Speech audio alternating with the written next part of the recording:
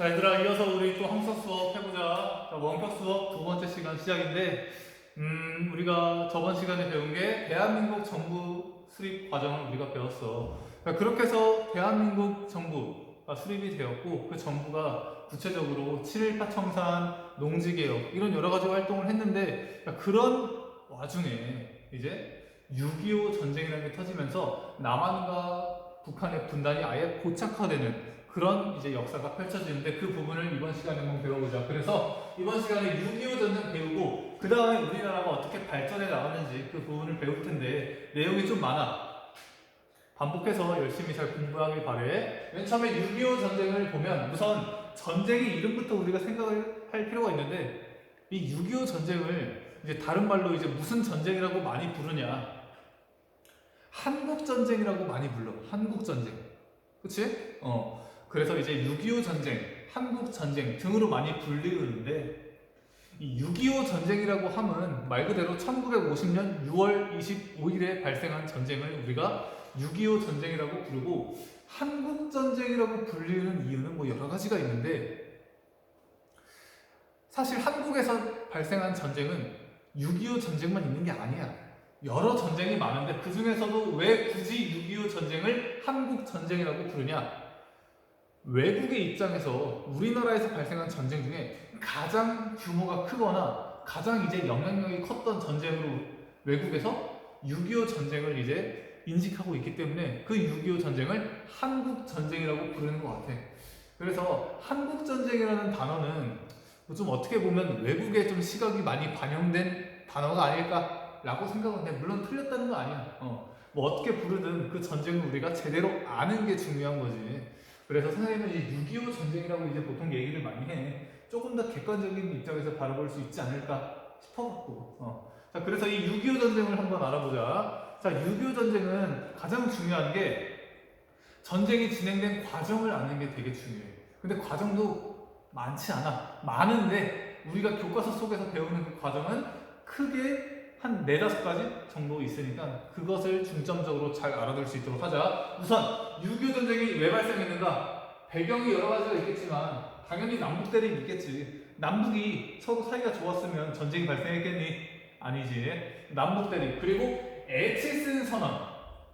이 에치슨 선언이 또 중요한 역할을 했는데 이 에치슨 선언이 뭐냐? 여기 나와 있는데 당시 미국의 국무부 장관, 즉 지금 우리나라로 따지면 국방부 장관 에치슨이라는 사람이 발표한 내용인데 뭐라고 했냐? 미국의 대공산권 방위, 즉 방어하는 그 라인은 알루산 열도에서 루크 제도까지 거쳐서 필리핀에 있는 선으로 정한대. 이게 뭔 얘기냐면 이 공산권에 대항해서 미국이 방어하는 그 라인에서 우리나라를 빼겠다 이거야. 그게 바로 에치슨 선언이야. 그러니까 북한은 이 선언을 듣고 미국이 방어해주는 라인 안에서 우리나라를 뺐으니까 북한이 공격하면 미국이 도와주지 않을 거야 라고 생각을 한 거야. 미국이 이제 안 도와줄 거니까 북한이 이제 쳐들어가도 되겠다 라고 이제 북한은 판단을 한 거지. 물론 역사적으로는 오판이었지만 라인에 빠졌어. 근데 북한이 쳐들어왔을 때 미국이 안 도와준다는 내용은 아니었단 말이야. 그냥 라인에서 제외할 뿐이지. 북한이 쳐들어왔을 때 그걸 미국이 가만두겠다? 그건 아니었는데 그렇게 오판을 해서 이제 북한이 쳐들어오게 되는 거고, 그리고 또 미군이 철수하는, 우리나라 정부가 만들어졌잖아. 그러니까 이제 우리나라가 자립할 수 있도록 이제 미군이 이제 철수를 하는 그런 과정, 이런 여러 가지 이제 배경 하에서 북한이 우리나라를 쳐들어오면서 6.25 전쟁이 시작된다. 근데 또 여기서도 우리가 용어 관련해서 되게 민감하게 생각하는 사람도 있을 텐데, 이거 북한이 쳐들어왔다, 그래서 북한이 침략했다, 북침이냐, 아니면 북한이 남한을 침략했다, 그래서 남침이냐, 뭐 여러 가지 내용들이 많은데 사실 북한이 남한을 침략했다를 알면 그만인데, 여기 보면 이제 북한의 남침이라고 표현이 돼 있어. 남침. 그래서 북한이 남침하였다라고 우리가 보면 될 것 같아. 이거를 또 어떻게 설명하냐면 예를 들면 우리가 똥침이라는 게 있잖아요. 똥침. 이 똥침을 논다고 했을 때 이 손가락이 있단 말이야. 손가락이 들어가는 거잖아. 그치? 그래서 들어가니까 손침이냐 아니면 받아들이는 입장에서 똥침이냐 라고 했을 때 우리가 손침이라고 안 하고 똥침이라고 하잖아. 그치? 받아들이는 입장에서 이제 단어를 쓴다고. 그래서 북한이 들어왔으니까 북침이 아니라 북한이 남쪽으로 온 거잖아. 남쪽에서 북한의 침략을 받은 거잖아. 그래서 이걸 남침이라고 표현한다 라고 이제 생각하면 좋지 않을까 라고 생각이 돼. 자, 어쨌든 자, 북한이 남침을 했는데 북한의 힘이 너무 센데 우리나라보다. 그래서 우리가 3일 만에 서울 함락당하고 이제 우리가 부산까지 피난당하는 거야. 그게 첫 번째 사진이야.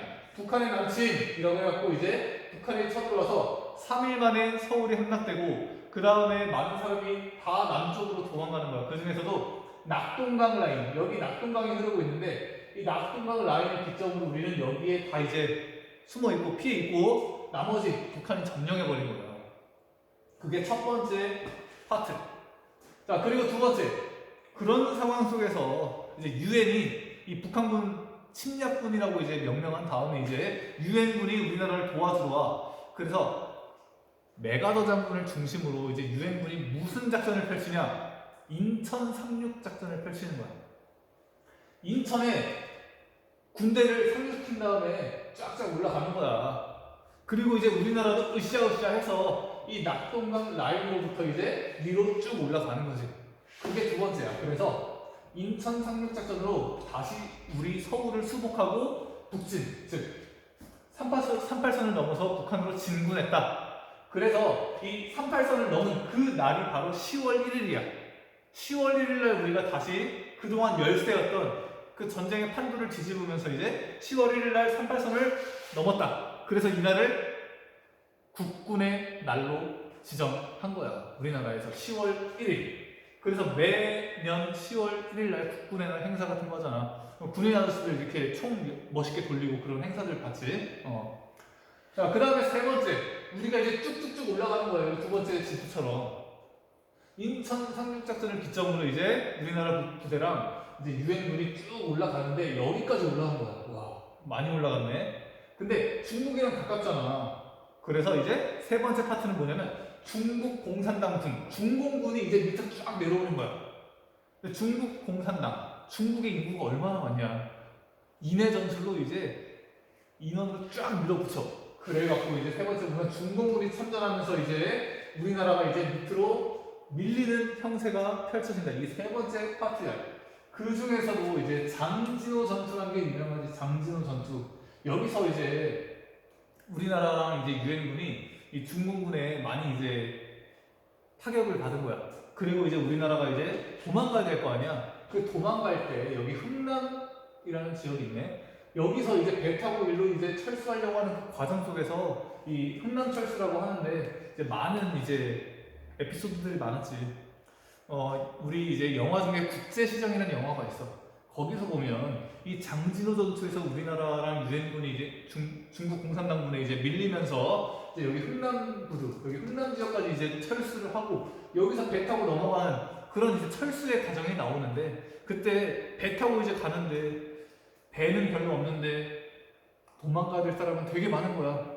그 상황에서 이제 가족들도 이제 헤어지고 배에 타지 못한 사람들도 있고 배에 타려고 노력하다가 그 물에 빠져 죽은 사람도 있고 그런 이제 장면들이 이제 나타났던 것 같은데 이 흥남철수 우리가 이제 철수하는 거야. 이제 밑으로 내려가는 거야. 그리고 다시 북한 중공군 얘네들이 이제 우리나라의 서울을 재함락해. 1월 4일. 그래서 이때 우리가 더 뒤로 후퇴한 날을 이제 1사 후퇴라고 우리가 부르는 거야. 그래서 중공군이 내려오면서 이제 쭉 우리가 이제 다시 밑으로 내려가게 된다. 라인을 보면 서울을 함락당한 상태에서 이 라인을 구축하고 있지. 초록색선. 이게 세 번째 파트. 중공군의 개입이 되겠다. 그 다음에 네 번째는 뭐냐면 중공군, 즉 중국군, 북한군이랑 우리나라 유엔군이랑 이제 계속 싸우는 거야. 언제는 우리가 이겼다가 언제는 우리가 졌다가 왔다 갔다. 자, 요 라인에서 이제 고착화되는 거야, 전쟁이. 그리고 전쟁이 장기화될 것 같으니까 이제 어떤 현상이 발생하냐? 휴전 협상이 발생해. 전쟁이라고 하는 거는 국가의 명운을 건 거야. 모든 걸 걸고 전쟁을 펼친다고. 근데 그런 전쟁이 승패가 나지 않은 상태에서 장기화되잖아. 그러면 누가 손해냐? 둘 다 손해야. 둘 다 손해. 전쟁할 때 우선 제일 안 좋은 게 국민들이 죽어 나가잖아. 전쟁 속에서 얼마나 큰 피해니. 그리고 생명, 재산 이런 것도 다 이제 포탄과 총탄 속에 다 없어지고, 그리고 돈은 또 얼마나 드니. 군사력을 유지하기 위한 돈, 전쟁을 하는데 필요한 많은 돈들. 결국에 이 전쟁이라고 하는 거는 이기거나 지거나 상관없이 두 국가 모두에게 다 피해를 주는 그런 게 바로 전쟁이라는 거야. 자, 그 전쟁이 지속되다 보니까 승패가 가려지지 않고 서로 힘든 거야. 그래서 휴전협정이 논의가 돼. 휴전협정. 자, 그런데 이 휴전과 관련해서 이승만 정부, 이승만은 휴전에 반대했다. 휴전하지 않고 끝까지 싸워서 언젠가는 이 한반도를 남한이 통일하는 것을 이제 목표로 삼았다고, 이 이승만은. 근데 사실 전쟁을 했던 주된 주체는 우리나라도 있지만 유엔군 그리고 중공군, 얘네들이 이제 더 전쟁에 많이 가담을 많이 했거든. 뭐 우리나라가 안 했다는 게 아니라 전쟁의 주도권, 작전권 이런 걸 쥐고 있었던 게 이제 미국이랑 중국, 뭐 북쪽은 뭐 소련이나 북한도 있었겠지만, 야, 이렇기 때문에 이제 이 휴전 협정과 관련해서 이제 미국이랑 소련은 휴전을 하려고 그래. 근데 이제 이승만 정부가 반대하는 거야. 그런 과정 속에서 나온 게 뭐냐? 바로 포로 문제, 포로 문제. 우리나라도 북한의 포로를 가지고 있고 데리고 있고, 북한도 우리나라의 포로를 데리고 있는 거야. 그런 상황 속에서 포로를 서로 놔줘야 될 거 아니야. 근데 포로를 놔주는 방법도 여러 가지가 있어. 우선 포로를 원래 자기 국가로 자동으로 보내는 자동 송환의 방식이 있고, 자동 송환.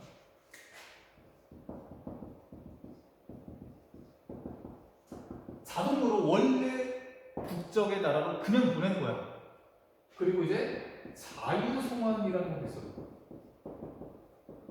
포로를 내주는데 그 포로한테 물어보는 거야. 어디 갈래?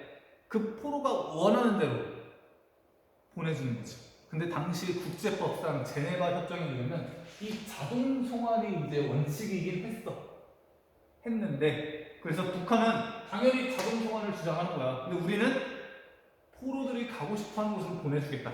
자유송환을 이제 주장했다고. 그래서 이 포로 문제와 관련해서도 북한과 남한의 갈등이 있었는데 그 와중에 이승만이 그냥 포로를 놔준 거야.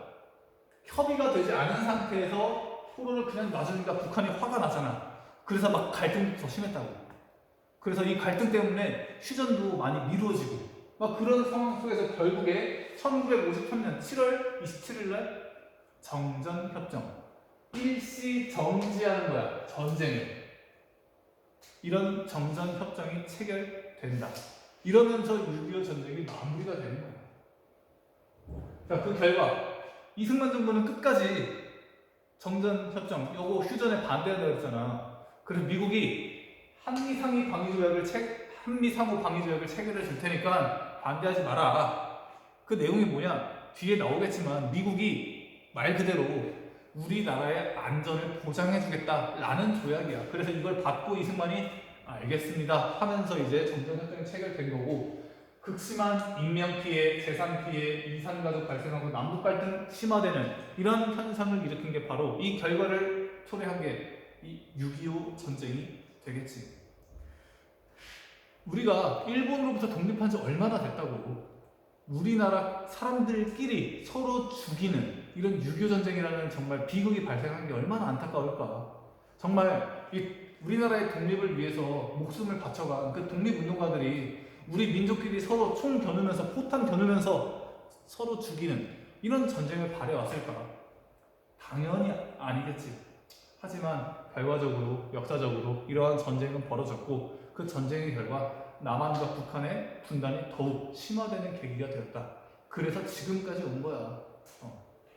이게 바로 6.25 전쟁과 관련된 내용이 되겠다. 자, 에치슨 선언 아까 얘기했고, 그 다음에 1사 후퇴 여기를 보면 중국군의 개입으로 1월 4일날 서울을 다시 빼앗겼다. 그래서 우리가 후퇴한 그것을 일사 후퇴라고 하고 정전협정 여기 보면 이제 정전협정을 보면 군사 분계선 딱 정한 다음에 위아래로 2km 딱 비무장지대로 만드는 거야.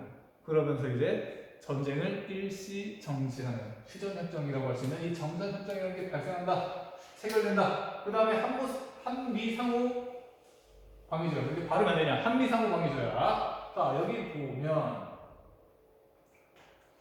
상호적 합의에 의해서 미합중국, 미국은 육, 해, 공군을 대한민국의 영토 내와 그 부근에 배치하면서 우리나라를 보호해주겠다라고 하는 거야. 그래서 지금도 뭐가 있니? 주한미군이 있잖아. 그래서 우리나라 군대랑 주한미군이랑 같이 연합해서 작전도 펼치고 훈련도 하고 그러는 거야. 그런 내용들이 있겠다. 그리고 이제 우리가 다음으로 볼 부분은 바로 민주주의의 발전이야. 우리나라는 어떻게 해서 6.25 전쟁 전에 혹은 6.25 전쟁 이후에 어떻게 해서 발전해 나가는가, 그 발전의 과정을 민주주의라는 시점에서 바라보겠다라는 거야. 좀 정치사적인 내용이 많아. 이 민주주의의 발전을 보면 맨 처음에 나오는 게 1948년에 우리나라 정부가 수립되었다. 이거 우리가 배웠잖아. 그래서 간선제로 이제 제헌헌법이 만들어졌고 그거에 근거해서 국회의원들이 이승만을 대통령을 뽑으면서 이승만 정부가 수립이 된다. 이승만 정부는 반공정책, 공산당에 반대하는 정책을 많이 펼친 거야. 끝까지. 그리고 반민특위를 통해서 이제 친일파 청산을 시도하려고 했으나 잘 되지 않았고 농지개혁, 삼정보 기준으로 유상몰수, 유상분배 원칙에 의해서 농지개혁을 실시했다라고 우리가 방금 전에 배웠을 거야. 그 다음에 이제 나오는 게 이때 당시에는 4년제야 대통령이. 지금은 대통령이 5년제지만 이때 당시에는 제헌헌법에 의거해서 4년짜리 대통령이 되었다. 4년제야 4년제. 그래서 48년에 이제 대통령으로 이제 뽑히고 그 다음에 4년이 지난 1952년이 된 거야. 근데 이 1952년에 뭐가 발생하냐면 발췌 개헌이라는 게 이루어져. 발췌한다라는 거는 수많은 것 중에 하나를 쏙 뽑아낸다. 이게 발췌한다라고 하는 거야. 어떤 걸 발췌했냐? 대통령 선거를 간선제로 뽑는다며. 즉 국민이 직접 투표하는 게 아니라 국민이 선출한 국회의원이 국민을 대신해서 대통령을 선출하는 거야. 이걸 간접선거, 간선제라고 하는데, 그러면 이승만 대통령 입장에서는 내가 또 뽑히려면 국회의원한테 인기가 많아야 되잖아. 그래야 국회의원이 날 또 뽑아줄 거 아니야. 근데 국회의원들이랑 사이가 멀어져. 그래서 이제 더 이상 국회의원이 나를 안 뽑아줄 것 같은 거야. 그러니까 간선제가 아니라 직선제로 헌법을 바꾸고 싶은 거야. 개헌하고 싶은 거야. 그래서 여기 보면 1950년 총선에서 무소속 의원이 대거 당선되는데 이승만을 지지하지 않은 거야. 근데 이승만은 다시 대통령이 되고 싶어. 그래서 여기 보면 부산 정치파동이라는 걸 연다? 라고 표현하는 게 뭐죠? 어쨌든 부산 정치파동이라는 게 발생하는데 이때 당시면 우리가 6.25 전쟁이 1950년 6월 25일부터 53년 7월 27일까지 발생하니까 아직 전쟁 중이야. 이 전쟁 중에 부산에서 이제 정치 파동을 일으키는 거야. 뭐 군사들 대동하고 해서 자신의 반대하는 국회의원들 너 빨갱이지 몰면서 이제 막 협박을 하는 거야. 그러면서 뭐라 그러는 거야? 내가 지금 헌법을 개헌하려고 하는데 좀 협조 좀 해줘야겠어. 라고 하는 거야. 부산 정치 파동이라고 한다. 그것을 개헌령으로 선포하는 거야. 개헌령이란 뭐냐? 국가 비상시에 정말 국가를 위해서 필요하다면 국민들의 개인권도 침해할 수 있는 거야, 국가가. 그것을 계엄령이라고 해요. 그 계엄령을 선포해가면서까지 이제 결국 누워낸 게 뭐냐? 대통령 직선제를 개헌한 거야. 간선제에서 직선제로 헌법을 내용을 바꾸는 거야. 그것을 발췌 개헌이라고 한다. 그래서 이승만 대통령의 뜻대로 결국에 대통령 간선제에서 직선제로 바뀌어요. 그리고 이제 국민들이 직접 투표를 했고 그 결과 두 번째 대통령으로 다시 이승만 대통령이 당선이 된다. 그게 첫 번째 우리가 배워본 발췌 개헌이야. 내용을 보면 봐봐. 대통령과 부통령은 국민의 보통, 평등, 직접, 비밀 투표에 의하여 각각 선거한다. 즉 국민이 대통령을 직접 뽑게 만든 거야. 직선제를 개헌한 거지, 그치? 직선제 개헌안을 이제 발제 개헌을 통해서 이루어냈다. 그 다음 두 번째는 뭐냐? 4.4.5입 개헌이에요. 4.4.5입 개헌. 그러니까 이것은 1954년에 이제 이루어진 사건인데, 우리가 만든 이 재헌헌법에는 또 어떤 내용이 있었냐면, 대통령은 최대 2번까지밖에 못해 라고 되어 있는 거야. 이걸 연임 조항이라 불러. 중임 제한이라고도 부르고. 2번까지밖에 대통령 못하는 거야. 근데 이승만 대통령은 지금 2번 했지, 그치? 그러니까 이제 3번째부터는 대통령 못하는 거야. 헌법에 의해서. 근데 이승만 대통령은 3번, 4번 많이 하고 싶은데 이런 마음을 갖고 있었지. 그래서 다시 그 헌법을 바꾸려고 한 거야. 그 내용을 4.4.5입 개헌이라고 한다. 그래서 내용 보면 연임 제한을 폐지하기 위해서 개헌을 한다. 이게 4.4.5입 개헌의 내용이야. 그때 당시에 이제 국회의원이 한 203명이야. 근데 당시 헌법을 바꾸려면 국회의원의 3분의 2가 동의를 해줘야 돼. 3분의 2. 그래서 몇 명 이상이 찬성을 해야, 이 개헌에 찬성을 해야 법이 바뀌냐? 이걸 계산해 보면 135.33명이 나와. 즉 136명 이상이 되어야만 헌법이 바뀔 수 있는 거야. 그래서 막상 투표를 딱 해봤더니 몇 명이 찬성을 했냐? 135명이 찬성을 한 거야. 이걸 의결 정족수라고 하는데, 어쨌든 135명이 나온 거야. 그러니까 135.33을 넘기지 못했잖아. 즉 136명이 안 나왔잖아.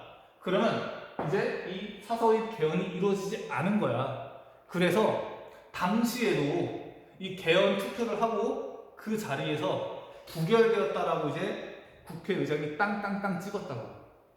근데 한 이틀 뒤에 내용이 바뀌어. 뭐라고 바뀌냐? 135.33은 우리 4.4.5입이야. 4는 죽일 4는 죽이고 5는 올린다. 반올림이야. 이거 반올림 하면 135가 아니냐. 근데 135명이 찬성했잖아. 그러니까 이거 가결이야, 부결이 아니라 라고 입장을 갑자기 바꿔버려. 그래서 이제 결국에 4.4.5입의 논리로 이 개헌안이 통과되면서 대통령 직선제가 아니라, 이거 잘못 표기된 거야. 직선제가 아니라 초대 대통령에 한해서 연임 제한, 중임 제한이 폐지가 돼. 근데 웃긴 게 또 초대 대통령에 한해서야. 즉 이승만 대통령만 3번, 4번, 5번 할 수 있다 라고 헌법이 바뀌는 거야. 초대 대통령에 한해서 연임 제한을 폐지했다. 이 내용이 바로 4.4.5입 개헌의 내용이 되겠다. 이해되니? 그래서 이 개헌을 통해서 결국에 이승만 대통령에 한해서, 왜? 초대 대통령은 이승만 대통령이니까 연임 제한이 폐지가 돼. 그리고 이제 1956년에 다시 한번 선거가 열리는데 여기서 다시 한번 이승만이 당선된다. 그래서 이승만 대통령이 3대 대통령이 되는 거야. 자, 이렇게 이승만 정부가 이런 개헌을 하면서까지 이제 이렇게 장기 집권을 이제 꿈꾸고 있었던 거야.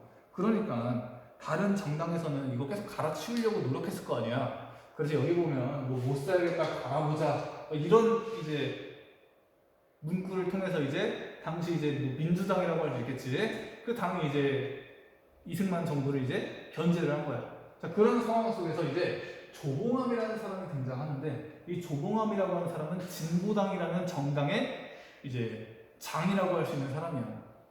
근데 이제 3대 대통령 선거 때 물론 이승만 대통령이 이제 당선되었지만 이 조봉암이라는 정치인의 이 지지 세력도 많이 이제 생겨난 거야.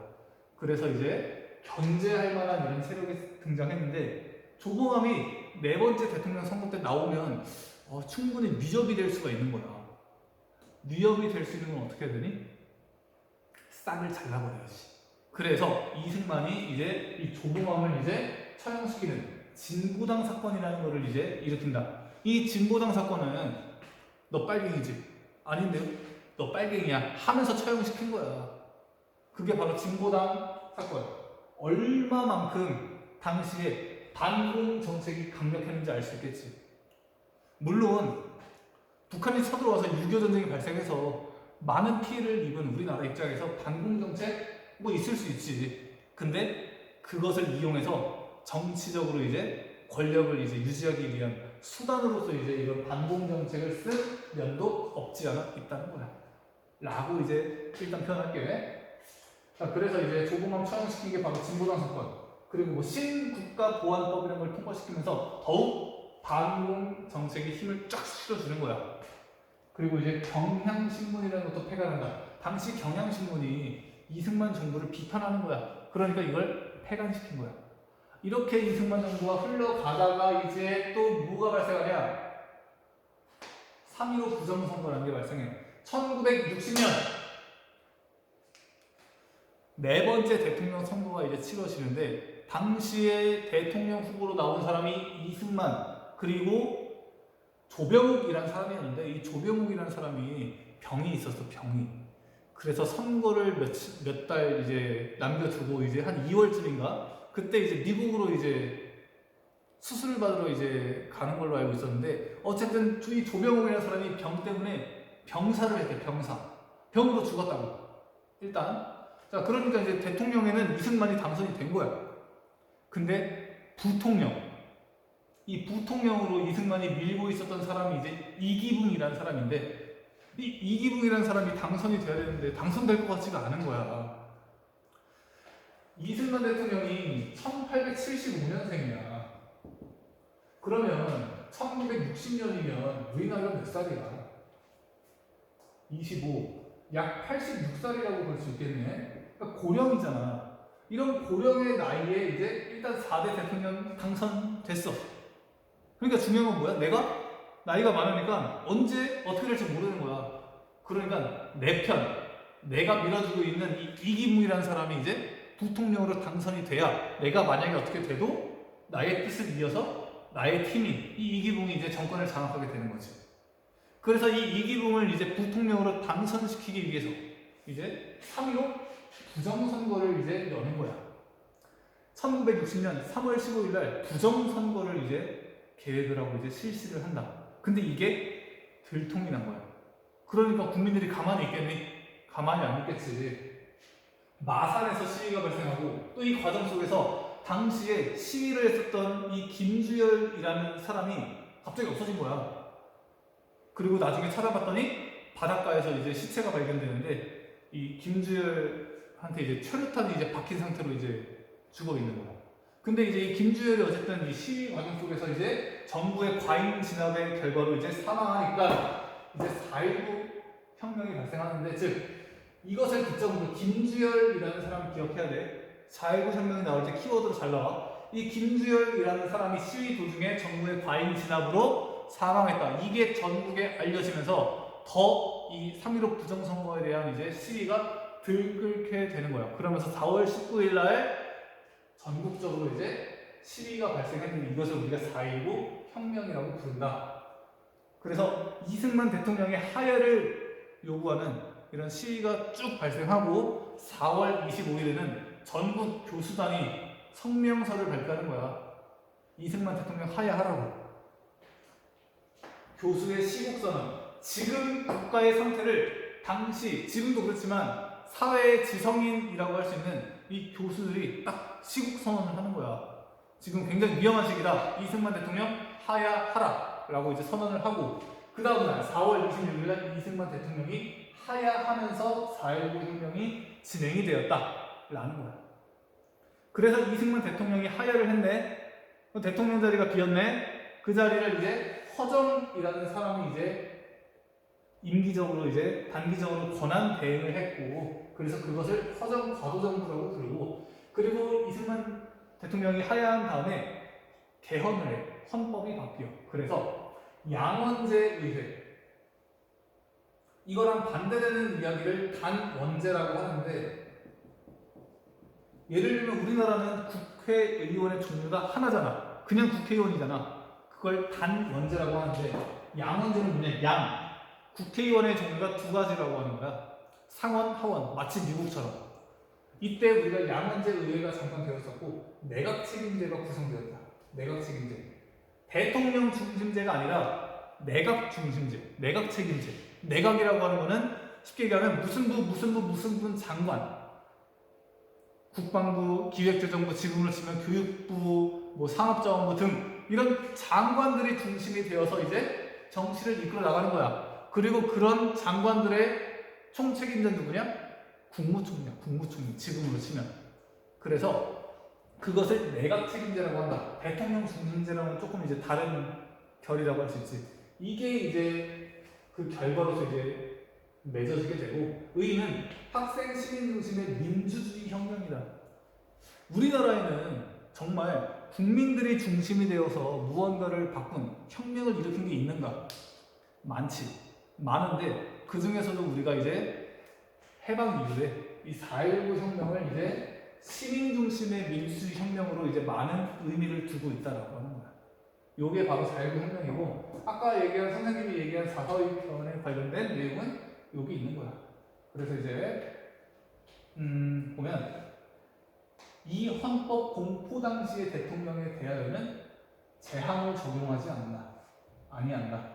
당시의 대통령은 이승만 대통령을 얘기하잖아. 그치? 그렇게 우리가 이해를 하면 될 것 같아. 자, 그리고 여기 보면 3.15 부정선거 어떤 방식으로 이제 진행이 되었는가 라는 내용이 여기 나와 있는데, 여러 가지가 있는데 그 중에 선생님이 대표적인 것만 한번 가져와 봤어. 사할 사전투표. 유권자들의 사할 40%를 투표 시작 전에 자유당 후보에게 기표하여 미리 넣도록 할 거예요. 웃기지? 그치? 예를 들면 100이 있으면 40개의 표를 미리 자유당을 찍은 다음에 미리 넣으라고 하는 거야. 그럼 40표는 일단 확보야. 그 상태에서 3인조 또는 5인조 공개 투표야. 여기 보면 투표라고 하는 것은 비밀 투표가 원칙이야. 비밀 투표. 지금도 그렇지만. 근데 공개 투표. 조를 만든 다음에 이 조원들이 기표한 투표용지를 확인하고 투표하는 거야. 그러면 내가 만약에 다른 걸 찍고 싶은데 다른 걸 찍어버리고 엄청 눈치 줄 거 아니야. 눈치만 주니? 그러니까 이제 나도 어쩔 수 없이 찍기 싫지만 찍으라는 거 찍는 그런 현상이 발생하는 거야. 완장부대 활용. 자유당 측 유권자에게 자유당이라는 완장을 차게 하여 분위기를 이제 자유당 분위기로 만드는 거야. 그래서 압박하는 거야. 야당 참관인 축출.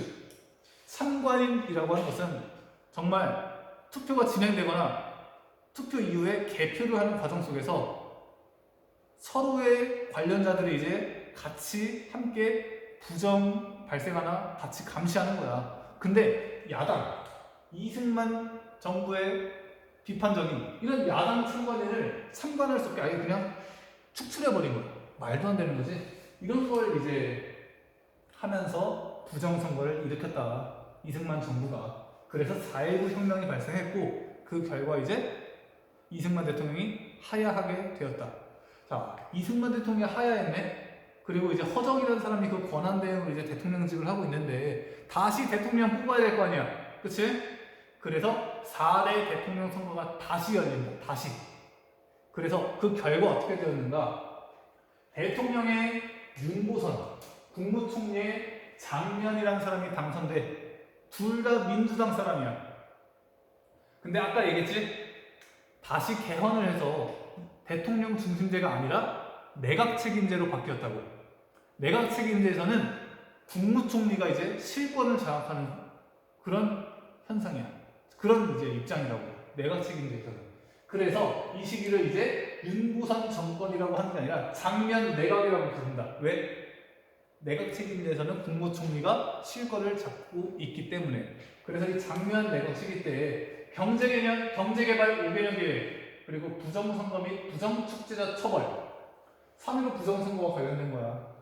군대 축소, 이런 거를 이제 추진하려고 했다. 근데 이런 장면 내각에도 한계가 있었으니 보면 민주당 내에 분열이 생긴 거야. 윤보선을 중점적으로 형성되어 있는 민주당 구파, 그리고 장면 중심의 민주당 신파. 구파와 신파가 싸우는 거야. 권력을 얻기 위해서. 민주당 내에서도 하나로 해서 이제 더 이제 안 그래도 혼란스러웠던 이 시기를 더 안정되고 더욱 지혜롭게 이끌어 갔어야 되는데 그러지 못했다라는 거지. 그리고 통일 문제의 소극적인 대처. 이제 반공 정책을 강조해왔던 이승만 정부가 내려앉은 거야. 그러니까 그동안 숨죽여왔던 통일을 염원하던 그동안은 반공 정책이 너무 강했으니까 통일만 주장해도 공산당원, 빨갱이로 몰려서 막 이제 처벌을 받던 그 시기에서 이제 좀 벗어났다고 생각을 한 거야. 그래서 시민들이 통일에 대해서 많은 열망을 표현했다고. 근데 그런 통일에 대한 열망을 이 장면 내각에서 적극적으로 받아들이지는 못했다라는 거지. 그 다음에 각계각층의 민주화 요구 얼마나 묶여 있었겠니? 얼마나 억압당했겠니? 반공 정책 등으로 민주적으로 무언가 국가를 운영하려고 하면 빨갱이로 몰리는 거야. 근데 그 이승만 정부가 이제 사라진 거야. 그러니까 이제 우리도 민주주의 국가로서 더욱 발전해 나가자. 이런 각계각층의 민주화 요구가 이제 많았지만 이걸 다 수용하지 못했다. 라는 게 바로 이 장면 내각의 한계라는 거고, 그런 과정 속에서 아까 장면 정부가 군대를 축소하려고 했잖아. 군대를 축소한다는 거는 군인들 입장에서는 밥줄이 끊기는 거야. 밥 공기가 작아지는 거야. 그리고 또 반공 입장에서는 군대를 축소하면 북한이 다시 쳐들어왔을 때 이걸 어떻게 대응하냐는 거야. 이런 여러 가지 논리로 장면 정부의 군대 축소. 그리고 또 여기 보면 여러 가지 문제에 대해서 이제 대처가 미흡하잖아. 이런 걸 명분 삼아서 당시의 투스타였던 박정희 소장이 이제 군사정변을 일으킨다. 그것을 5.16 군사정변이라고 하는 거야. 그래서 이제 이 군사력을 가지고 이제 다시 권력을 장악하는 거야. 장면 내각이 무너지고 박정희 중심의 군사 정부가 이제 수립이 되는 거지. 그 계기가 바로 5.16 군사정변이 되겠고, 내용을 보면 이 박정희 대통령, 이때 대통령이 아니지. 어쨌든 국가재건 최고회의라는 걸 구성해서 지금으로 치면 비상대책위원회 같은 거야. 이런 걸 통해서 이제 국가를 운영하려고 했고, 중앙정부부를 설치하는 거야. 지금으로 치면 약간 국정원 같은 거? 비밀리에 이제 국가에 반대하거나 이런 사람을 이제 잡아내는 거야. 이런 여러 가지 역할을 했고, 대통령 중심제, 국회 단원제로 다시 개헌한다. 왜?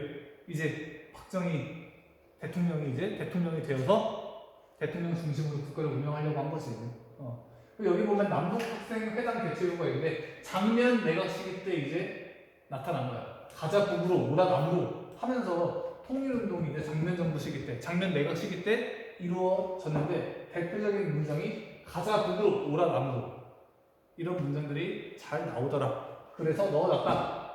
하지만 5.16 군사 정변으로 장면 내각 무너지고 이제 박정희 중심으로 이제 정치가 이루어지는 거야. 그러면서 이제 결국에 박정희가 맨 처음에는 내가 정변을 일으킨 이유는 내가 권력을 잡기 위한 게 아니야. 지금 장면 내각이 너무 일을 못하고 있기 때문에 내가 올바른 길로 다시 국가의 방향을 잡아주려고 한 거야. 나는 권력을 잡을 생각이 없어. 그래서 이 군사혁명이 소정의 임무를 완료하면 다시 권력을, 정권을 다시 내가 아니라 다른 사람에게 이양시키겠다 라고 명분을 내세웠다고. 그런데 그러한 박정희가 1963년에 5대 대통령으로 당선이 돼. 즉 전역을 하는 거야. 전역하고 정당을 만들어 민주공화당이라는 정당을 만든 다음에 이 정당의 후보로 나온 다음에 이제 대통령 선거에서 당선이 돼. 그러면서 5번째 대통령이 되어서 이때부터를 박정희 정부라고 하는데, 이 박정희 정부의 역사는 우리 다음 시간에 배워보자. 자, 고생했어.